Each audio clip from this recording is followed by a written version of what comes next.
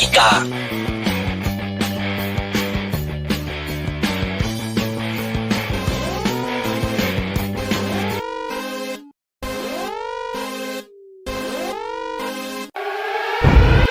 La Semana Roja de Montevideo, segunda parte.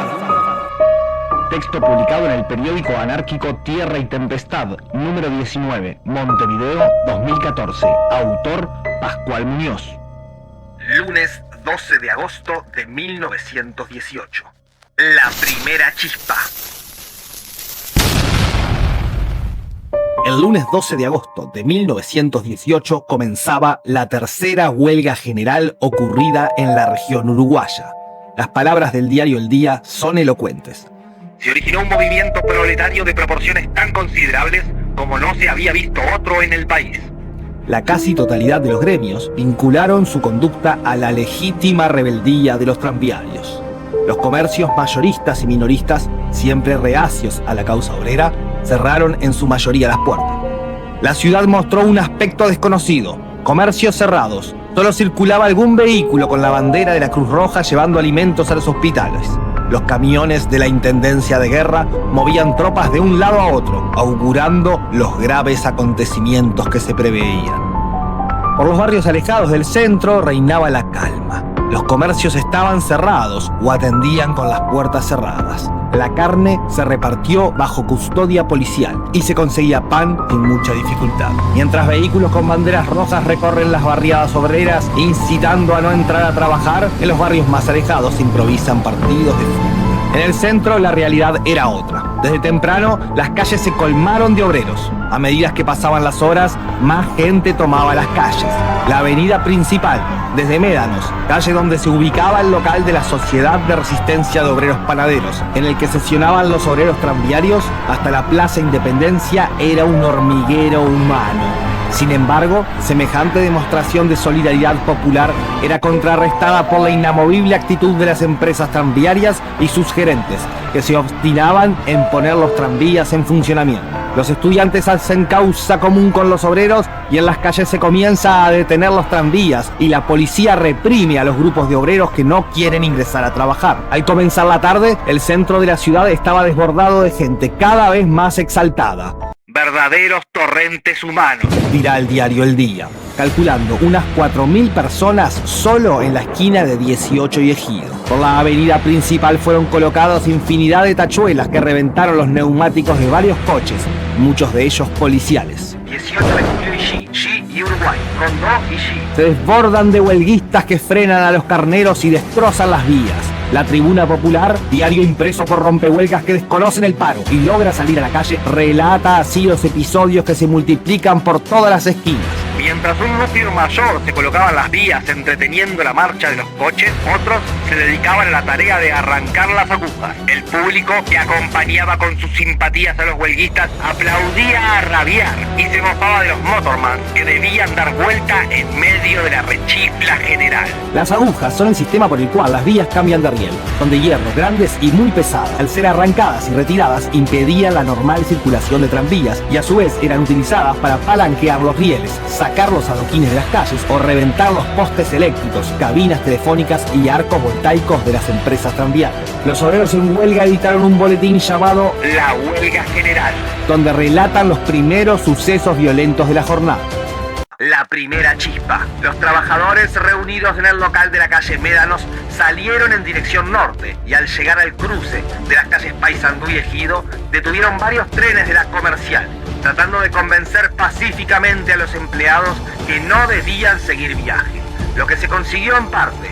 En la calle G, esquina Uruguay, se intentó hacer lo mismo, produciéndose entonces la primera intervención a mano armada de la policía, la que hizo fuego contra el pueblo. Pero la chispa encendió la mecha. El pueblo estaba en la calle, saboteando las vías y frenando a los rompehuelgas. Los trenes circulaban con una férrea custodia militar, con graves dificultades. Por la tarde, en la esquina de Paysandú y Rondón, circulaba un vagón de la comercial. Los huelguistas se acostaron en la vía para detener su paso y este frenó. Luego de vacilar un momento, desplegó las barreras que limpian los obstáculos de las vías y avanzó a toda velocidad. Los huelguistas lograron salir con éxito de la vía y se inició un tiroteo de ambas partes. obrero Mario Rodríguez, oficial relojero de 22 años, caía muerto al instante de un disparo en la sien. La gente exaltada comenzó a arrancar las agujas de las vías, quemando los cajones de útiles de las empresas y pasando las agujas de mano en mano como un trofeo. Se destacaba la gran cantidad de mujeres. La policía se vio desbordada hasta que llegó el escuadrón de seguridad que dispersó la multitud a tiros, palos y sablazos. Igualmente, un grupo de huelguistas logró hacerse fuerte en un baldío ubicado en Mercedes y Paraguay, respondiendo al fuego policial con fuego por varios minutos. Varios heridos y detenidos resultaron de la refriega. El resto de la jornada es de agitación y sabotaje.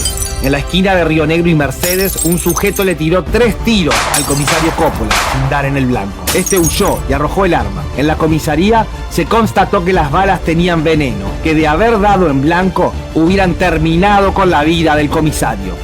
La casi totalidad de los postes eléctricos de la zona más céntrica fueron destrozados. La cantidad de agujas arrancadas es incontable, no solo en el centro, sino también en zonas más alejadas, como Garibaldi y Montecaseros. El periódico anarquista El Hombre afirma, incluso, que algunos tranvías fueron incendiados. Por la avenida principal, hacia la Plaza Independencia, los bancos de la vereda son arrancados y se levantan barricadas para evitar el avance de las fuerzas policiales. Según la Tribuna Popular, la jornada termina con 50 heridos y más de 100 detenidos. Por la noche se reúnen en el local de la Federación Obrera unos 700 huelguistas. Hablan Arturo Pampín, Aníbal Miramar, N. Rodríguez, Antonio López y María Collazo. Estos, según un informante policial, se mostraron satisfechos de los destrozos causados por los obreros en ese día y señalaron, según el informante, que desde el día siguiente todo obrero debe salir a la calle armado para atacar a la policía y demás autoridades que están en complicidad con el capital, que antes que terminase el movimiento debe teñirse de sangre las calles de Montevideo, no importando de los que cayeran en la lucha. Martes 13 de agosto de 1918. El día martes amaneció con la misma intensidad que el lunes. Ya desde la mañana se suceden trifulcas y tiroteos, como el registrado en Ejido y Cerro Largo a las 10 de la mañana. La policía, por su parte, se encargó de repartir palos, tiros y sablazos por varios puntos del centro de la ciudad. En el puerto no se registró actividad, como tampoco se dictaron clases. En el cerro, los frigoríficos fueron militarizados para lograr funcionar. El resto de la barriada también se encontraba ocupada militarmente y no se dejaba a la población cruzar el puente para poder salir. Igualmente, lograron cruzarlo en manifestación para concurrir al mitin que estaba convocado en horas de la tarde en la Plaza Independencia. El mitin realizado a las 15 horas fue autorizado por la policía y fueron varios los obreros que hablaron. Todas las crónicas resaltan que la cantidad de público que acudió era realmente impresionante. Muchos obreros fueron muy aplaudidos, como los del comité de huelga. Mientras hablaba el propagandista anárquico Aníbal Miramar, eran recibidos con grandes vivas la columna que venía caminando desde el cerro, encabezada por Juan Llorca y María Collazo.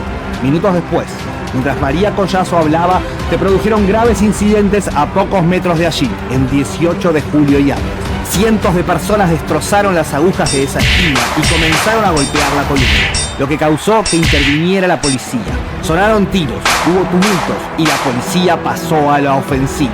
Mientras algunos obreros corrían, otros respondían la agresión. Los bancos volvieron a hacer las veces de barricada y se desató un gran combate. Los obreros armados a su vez respondían el fuego desde las azoteas de varias casas y comercios aledaños. Según el periódico anarquista El Hombre, luego del tiroteo, una armería que hay en 18 de julio fue asaltada y tomada por un grupo numeroso de obreros, y de ella fueron sacados 3 policías, 1 muerto y 2 gravemente heridos.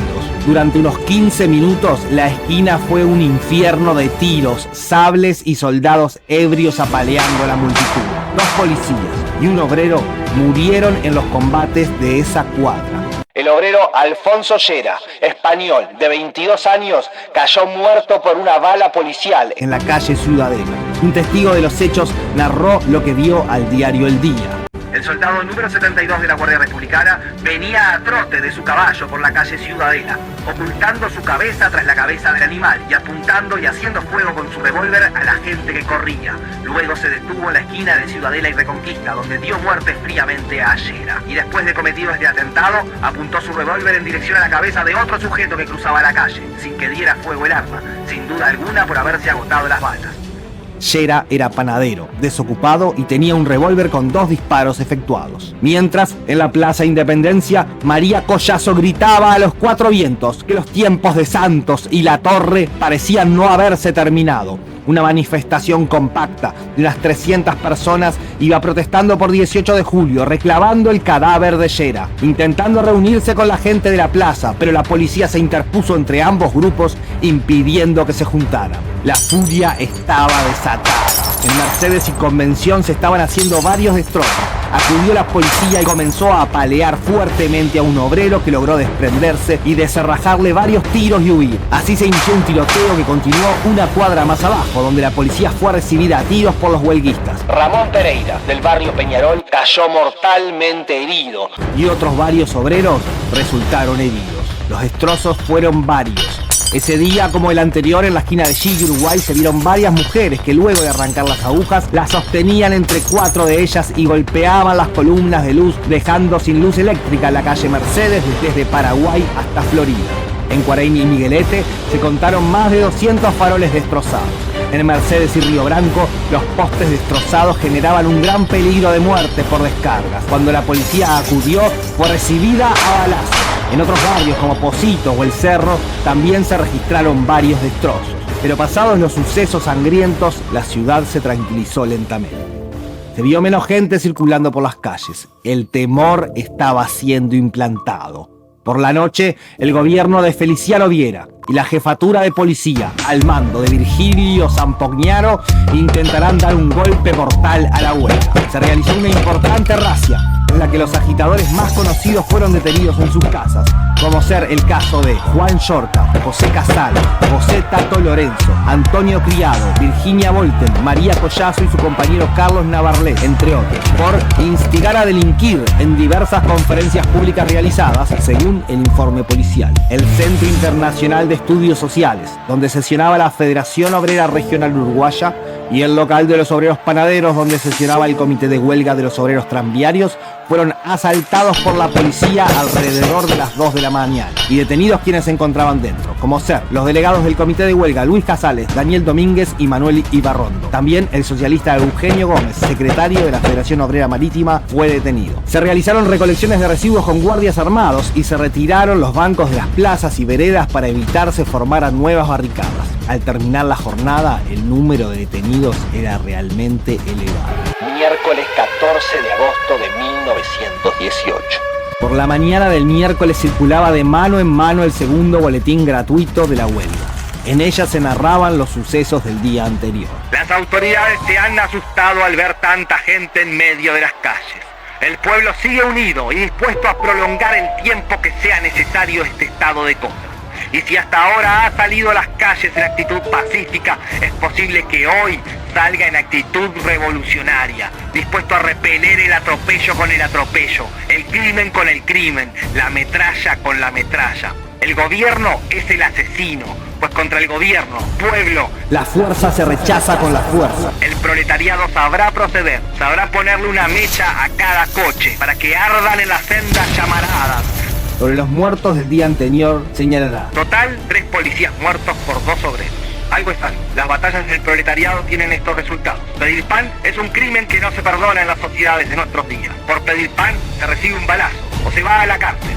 Que el proletariado no olvide sus muertos, que sepa vengarlos en aquellos que son sus provocadores y sus asesinos. A su vez se convoca a tomar las calles, en especial 18 de julio desde las 2 de la tarde. Pero lo cierto es que la huelga perderá intensidad a partir de ese día.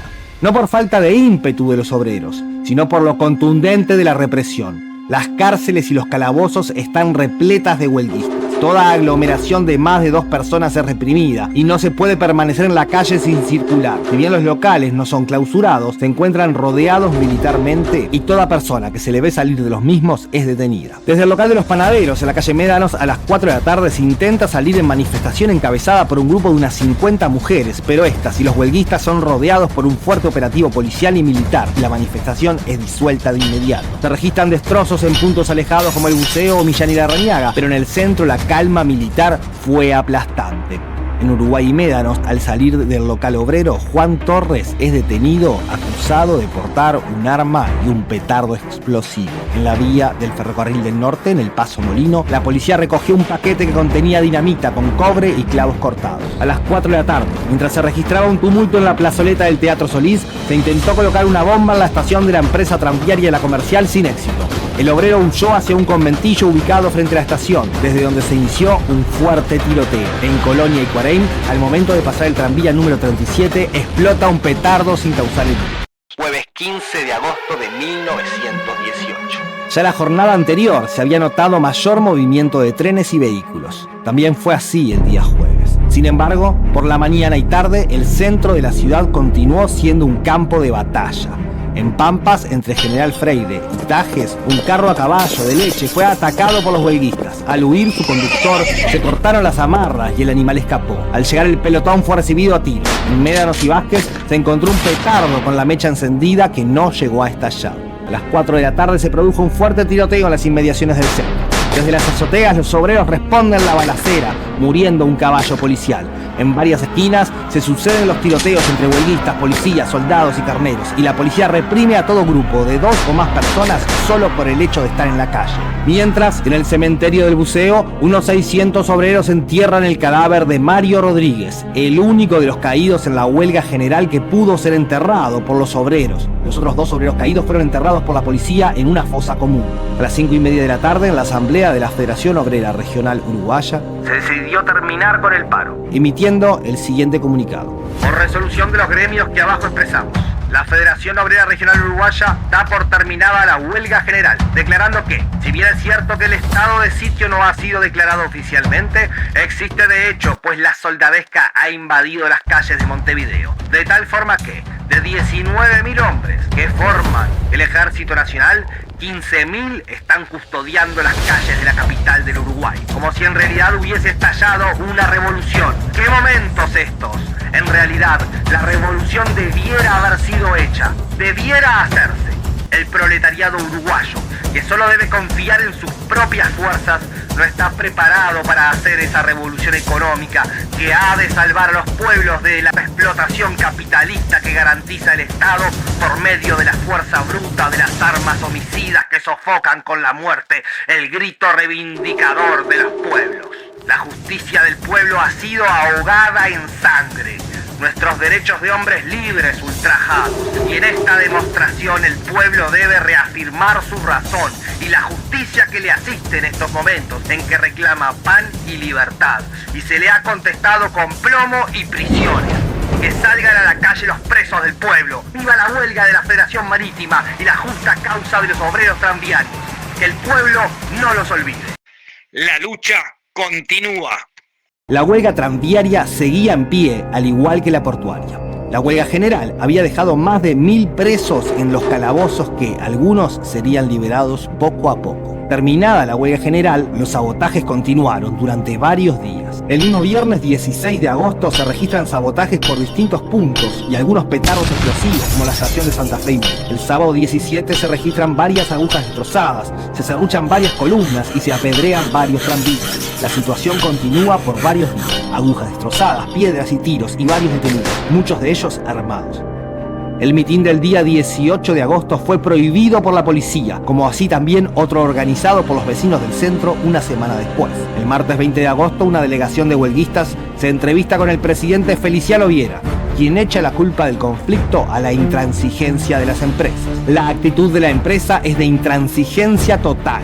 Desde el día 20 se anuncia que se está reorganizando el personal, dando prioridad a quienes no participaron en la huelga. El día 23 la Cámara Mercantil dicta una orden para todos los talleres según la cual todo obrero que se negara a obedecer las órdenes del patrón por pretexto de solidaridad será despedido y queda en lista negra sin trabajar por 6 meses. La guerra social está declarada. Frente a este desafío patronal no debe surgir otra contestación que la lucha. Lucha enérgica, lucha valiente, que ha de llevarnos al triunfo. señalará el periódico anarquista El Hombre. La sangre obrera derramada en las calles de la ciudad debió haberle causado nerviosismo al jefe de policía Virgilio Zampoñán, cuando, el 5 de septiembre, por intermedio del cónsul de Buenos Aires, se le hace llegar una nota señalando que los ánimos de ciertos elementos huelguistas de esta capital están muy caldeados, pues lo culpan a usted de que diera la orden para que masacrara a los huelguistas los otros días. Dicen que a usted le van a hacer lo mismo que se le hizo al coronel Falcón en este país, que se van a cargar por las tantas víctimas que han habido por su culpa de haber dado la orden de caerles duro y parejo. Recordemos que el coronel Falcón fue asesinado por el anarquista Simón Radowisky en la capital argentina a causa de las masacres obreras ocurridas en mayo de 1909. Los tranviarios siguen firmes en su actitud a medida que pasan los días, contando con el apoyo de varias colectas y veladas artísticas para su sostenimiento económico. En una asamblea realizada el 6 de septiembre, se exhorta a levantar el ánimo de la huelga y extremar las medidas violentas. Sin embargo, el conflicto no pudo sostenerse mucho tiempo más. Y si bien los carboneros del puerto lograron el cumplimiento de la jornada de 8 horas, los tranviarios dieron por terminado su conflicto el 10 de septiembre sin haber logrado un triunfo económico, pero dejando un precedente sin igual en la historia del Uruguay como ejemplo de lucha revolucionaria. El gobierno y las empresas han conseguido matar la huelga, ahogando en sangre el gesto viril de los trabajadores, pero no así la rebeldía de los individuos que va en aumento. Sentenciará el diario anarquista bonaerense La Protesta. Terminada la huelga, continúa la lucha por la liberación de los presos, que son muchos, pero resaltando los nombres de Juan Lista, que estuvo 5 días sin comer y sin saberse su paradero por tirar piedras al comisario Sanguinetti. Juan Torres, secretario de los tranviarios, que al salir del local de los panaderos se lo acusó de portar una bomba. Gino Fabri, acusado de disparar en el mitin del día 13, siendo liberado días después. Teófilo Dicebo, acusado de disparar balas envenenadas contra el comisario Coco. Denuncio y Romanov, duramente torturados y acusados de un complot terrorista con explosivos. Alcances y conclusiones de la huelga general. Sin duda, las jornadas de guerra social vividas en agosto de 1918, que el órgano de los obreros sastres bautizó como la Semana Roja de Montevideo, fue un hecho sin precedentes hasta el momento en nuestro país. Tras décadas de agitación revolucionaria desde las sociedades obreras y los círculos anarquistas, con un partido socialista radicalizado tras el triunfo de la Revolución Rusa, el ambiente anarquista también entusiasmado por el triunfo de dicha revolución y la inminente posibilidad de realizarla en El Plata, las jornadas de agosto dejaron un clímax revolucionario que se verá aumentado por la agitación en la Argentina y continuará por algunos años más escurriéndose la revolución de las manos obreras. Para el diario El Día del expresidente Valle y Ordóñez, la huelga fue pacífica y de ninguna manera puede considerarse revolucionaria, ya que no hubo una agresión organizada contra la fuerza pública, ni actos colectivos de sabotaje o violencia, sino que fueron todos actos individuales, defendiendo a su vez una idea poco atractiva de la democracia burguesa. El Partido Colorado, como partido de gobierno, continuando su obra de progreso social y de protección a las clases más humildes, sabrá propiciar y consagrar el derecho de los obreros a no morirse de hambre dentro de una democracia igualitaria como la nuestra. Y señala sobre la represión que el abuso es a veces inevitable. Para el periódico anarquista La Batalla, las conclusiones serán bien distintas.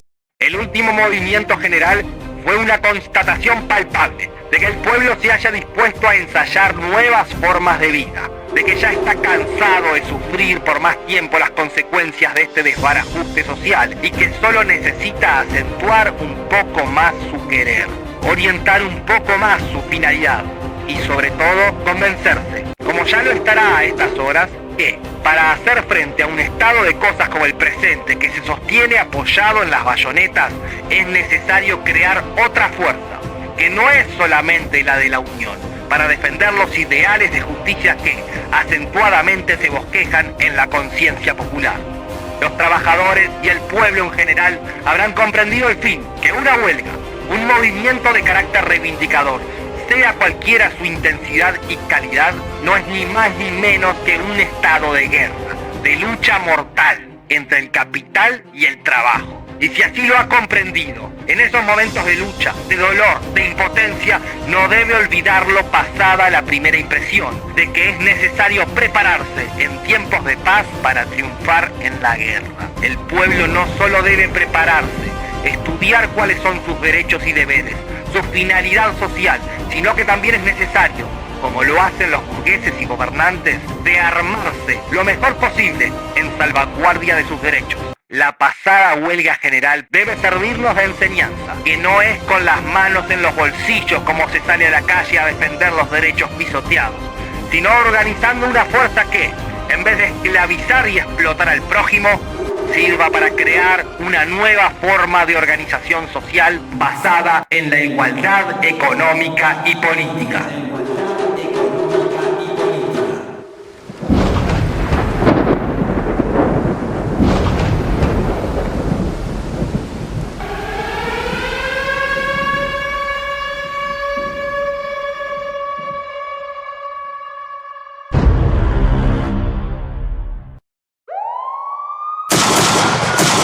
La Semana Roja de Montevideo.